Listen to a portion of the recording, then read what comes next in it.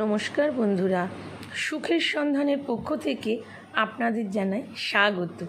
আশা করি আপনারা সবাই ভালো আছেন। আজ আমি আপনাদের বলবো কিভাবে আপনারা খুব সহজেই মা লক্ষ্মীকে আপনাদের ঘরে স্থাপিত করবেন, আর্থিক উন্নতি করতে পারবেন। সাদা যে নয়নতারা ফুল হয় না, ওই নয়নতারা ফুল তুলবেন, কিন্তু কখন তুলবেন? সূর্য ওঠার আগে তুলবেন, মানে খুব ভোরে, তখন সূর্য ওঠেনি, তখন তুলবেন। তুলে মা লক্ষ্মীর সামনে লাল শালু কাপড়ের উপরে রাখবেন। কিন্তু যে লাল শালু কাপড়টার উপর রাখবেন, তার আগে হলুদ দিয়ে ওই শালু কাপড়ের উপরে একটা স্বস্তিক চিহ্ন এঁকে রাখবেন। রেখে ফুলগুলো রাখবেন। রেখে এবার ওই ফুলগুলো দিয়ে মালা গেঁথে মা লক্ষ্মীকে পরিয়ে দেবেন। মা লক্ষ্মীকে মালাটা পরিয়ে দেওয়ার পরে 108 বার মা লক্ষ্মীর মন্ত্র জপ করবেন। মন্ত্রটা হচ্ছে ওম শ্রী মহালক্ষ্মী নমঃ, ওম শ্রী মহালক্ষ্মী নমঃ। এবার ওই মালাটা পরার পরে যে মন্ত্রটা বললেন, মা লক্ষ্মীকে সিঁদুর এবং হলুদ দিয়ে টিপ পরাবেন।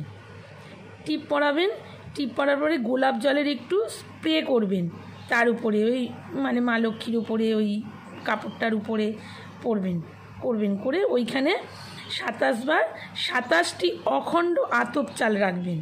ওই কাপড়টার ওপরে যেখানে হলুদ দিয়ে স্বস্তিক করেছেন, ওখানে 27টি অখণ্ড আতপ চাল, মানে যেন কোনো খণ্ডিত না হয়, কোনো ভাঙা টাঙা যেন না হয়, ভাঙা পোকা ওইসব যেন না হয়, ভালো দেখে একদম ফ্রেশ 27টি আতপ চাল রাখবেন।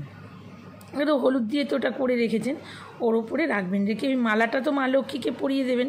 দিয়ে ওই চালের ওপরে ওই 27 বার ওই মন্ত্রটা জপ করবেন, ওম শ্রী মহালক্ষ্মী নমঃ। ওইটা করে একটু কমলা সিঁদুর ছিটিয়ে দেবেন। কমলা সিঁদুরটা খুব শুভ।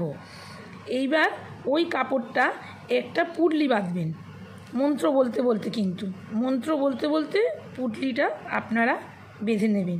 বেঁধে যেখানে টাকা পয়সা রাখেন সেই স্থানে রেখে দেবেন। দক্ষিণ পশ্চিম ঘেঁষে রাখবেন। যেখানে টাকা পয়সা রাখেন ওই পুটলিটা রাখবেন, রেখে দক্ষিণ পশ্চিম দিকে ঘেঁষে রেখে দেবেন। দেখবেন কিভাবে আপনাদের মা লক্ষ্মী আপনাদের কাছে থাকে, স্থিত হয়ে থাকবে, আর কিভাবে আর্থিক উন্নতিও হয়। আজ এই পর্যন্ত বন্ধুরা, সুস্থ থাকবেন, ভালো থাকবেন, নমস্কার।